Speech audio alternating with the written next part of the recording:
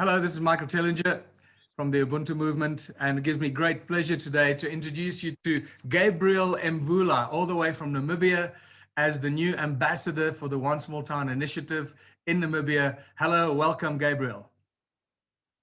Hi, Michael. Thank you very much for inviting me to this platform. First of all, Gabriel, so you're in Namibia. It gives me great pleasure because obviously Namibia is our neighboring country. It is a gem. It's one of the best kept secrets in the world. And I always say, if I could choose a country to live in, if I had a choice, it would other than South Africa, it would most likely be Namibia. So welcome. Great to have you on board. Thank you. Gabriel, let me ask you this. So when did you first discover, first of all, the Ubuntu movement and the One Small Town strategy? And what was it that attracted you to the One Small Town initiative? Look, Michael, I was introduced by a friend, and she said, hey, take a look at what Michael is doing in terms of this Ubuntu initiative that he wants to do. And I decided then to follow you. I looked at all your materials. I looked at in terms of how you guys are trying to start this foundation. And I saw that the sincerity around it is the people. And therefore, I was immediately interested. Obviously, I reached out to you, which maybe I was stalking you, I don't know. But I reached out to you because I think that, people like you and others should actually find and realize this dream and make it a reality. So what happened from there, I decided then to, as we were exchanging with you, I looked in terms of the concept, how it would work and so forth and so forth. I dived into the research to see that, okay, what would work or where it could start. There seems to be a great interest to bring this to Namibia. The Ubuntu Initiative is a cultural initiative that is already inborn in us. We already practice the Ubuntu tradition amongst ourselves already. And you must also understand that obviously we have been introduced to other economical structures, which we currently obviously implement. And what I've realized is this: I've never met a lazy African. I've met a discouraged African. And those are two different things. And when you see that firsthand, and you start to compare the silver lining, you come to realize to say that, wait a minute, what is really this urban migration all about? Why would you leave your home to go in a city that is unknown and look for jobs? And as you know, unemployment is everywhere.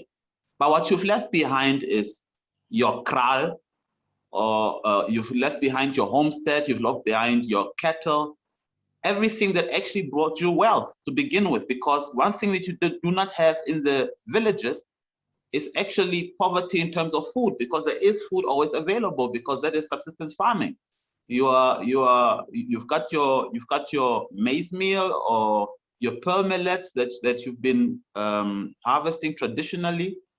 And once you go to town, all that establishment is not there, because now the rules have changed.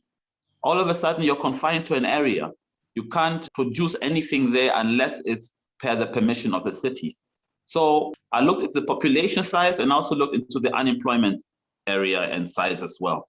And what brought me a lot of pleasure is that when I spoke to two councillors who were very interested, we're talking about a population between 5,000 and 9,000 lives, where I believe this is a great sample to establish this Ubuntu initiative and basically replicate it in other towns as well that might be of this need. They are looking forward to a lot of development, and this will be then the greatest time to come in and actually rechange their economical model that they currently have. We've done the mathematics to say that, okay, fine, if you've got 1,000 lives and you want to bring about employment or initiatives that could benefit the people, you might be looking at a possible 8,000 hours a day worth of labor. Based on your formula that you've been working on, it should be feasible. Because, like as I said, I've never met a lazy African. I've only met a discouraged African. So why can we not give this initiative to the people so that they can work amongst each other find that love amongst each other again, and really relive the Ubuntu spirit. And as you know, that Ubuntu spirit comes from Cape to Cairo. And it's just something that we have left behind for so many years. And honestly speaking, I applaud you for really, having an active engagement into this and wanting to see this actually happen. And for me, I want to see this from my people. I want to see them thrive. I want to see that, you know what type of a world do we live in whereby we forget about your own neighbor? It was never the case. That's not how I grew up. Hence, I'm saying that, Michael, I would honestly, and sincerely ask your guidance to champion this with us and help us really realize this for our people. The two communities that have been identified are ready to engage. It's just a matter of now looking into where do we start. So let me ask you this, Gabriel. What is your background? I love your passion. Obviously, as you speak, I can hear your passion. It sort of echoes and mirrors my passion for this. And being an African, especially a Southern African, there's definitely a common sense and a common purpose. There's a very strong connectedness between all people that live in Southern Africa. I know I've traveled across these borders, and it's just a beautiful. I always call Southern Africa, or Africa below the equator, as the best kept secret in the world. And the people are actually its great compliment. And the people are the real treasures of Africa, as always. Like you said, you've never met a lazy African, you've met a discouraged African, and I completely agree with you on that. And I think in some ways that can be echoed across the world, because people everywhere are passionate about what their skills are and their talents are. They would like to share their skills and talents with everybody so that those around them can benefit from their skills and talents. And that's what's been beaten out of us by the current system. So I love your passion, and thank you very much for reaching out to me and stepping up to take the bull by the horns in Namibia, which is really very, very exciting. Now, before we start talking about the potential towns that you've identified, just give us a little bit of background about yourself. Well, I am first and foremost a farmer as well. What I have studied was marketing. So where my passion has lied for the past 15 years has been industrial marketing. What I've done is cross-border trading, and part of my social responsibilities have been in the area of actually the Paralympics. We are taking 3 to Tokyo right now, and I'm very proud of them at this point in time. I've been well engaged in that term, and I'm also a patron of the Emvula Secondary School, which was named after my grandfather. So by default, I have to step up to it. And so that's what I've been doing. So first and foremost, I'm a farmer first, and Namibian perhaps second. But I've been in the health community as well. And what I've been doing, I've been developing clinics especially in the private care. And I've been encouraging doctors actually and nurses to establish clinics in the rural areas. I've been championing that for the past 11 years. And so far, we've already taken this initiative to 70 places. And it's been doing well, because what we've realized was that, again, it was that formula of always following towns instead of following where the people really are. Because, most people travel to seek healthcare, to seek education, and all those things, which are basically your basic essentials, and I always try to have those type of community conversations with our local leaderships, whether it be from the youth side, whether it be from the mayoral side, whether it be even political side. I try to engage and put people together to ensure that can we address the simple challenges? Because I always believe that to anything that is complex, the answer is really simple. Yeah. Well, Gabriel, thank you so much. It sounds like you're sort of meant for this role with your experiences, your Paralympics engagement. That's fantastic. And the fact that you come from a family that's really been engaging in community projects and community development initiatives, this is fantastic. You're like a role model for for people to embrace this, this one small town philosophy and take it to your people. It's absolutely beautiful.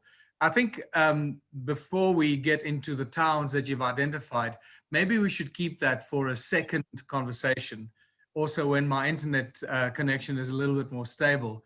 This was really the purpose of this conversation, just our first discussion, our chat, to introduce you to everyone around the world that's interested in the One Small Town initiative and the Ubuntu community around the world, who the face and the voice of the One Small Town initiative in Namibia is. And I think they'll get a good sense from this who you are and that you're truly genuine and committed to this initiative. So I'd like to thank you for stepping up and taking this role on. Michael, I'd really like to thank you actually for spearheading this type of initiative. And I'd like to thank you as well for introducing me to this and always taking time to talk to me.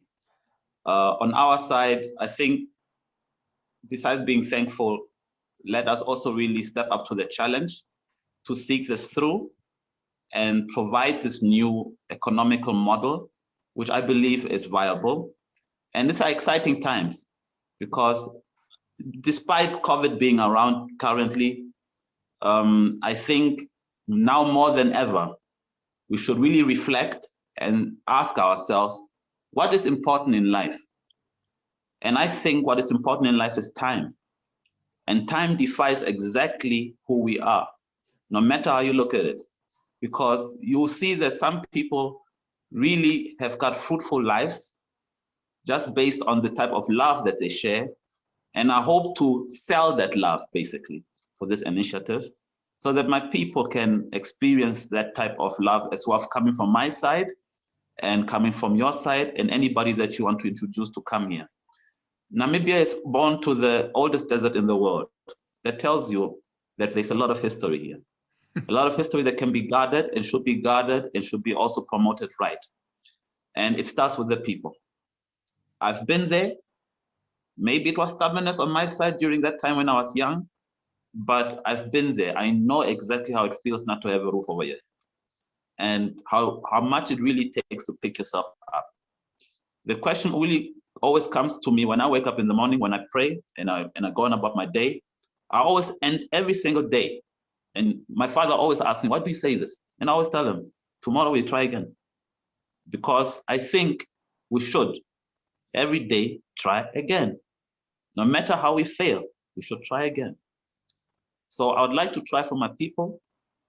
And therefore, as I'm saying, I sincerely thank you for your time. And as I said, it's exciting times.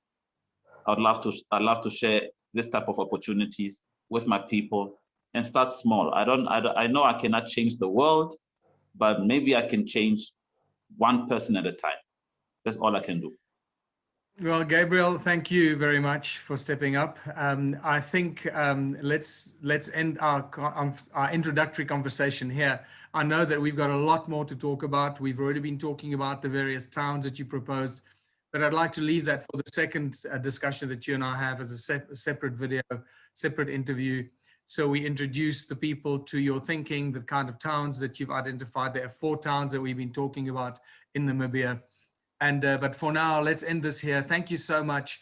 We'll set up another time very soon to discuss this and take it forward and share the exciting plans for Namibia that you've already put forward, your exciting plans and vision as the new ambassador for One Small Town Namibia, so that the people around the world can watch it, be inspired by it, and then of course see it as a call to action from their side to come and follow your lead and emulate what you're doing in Namibia.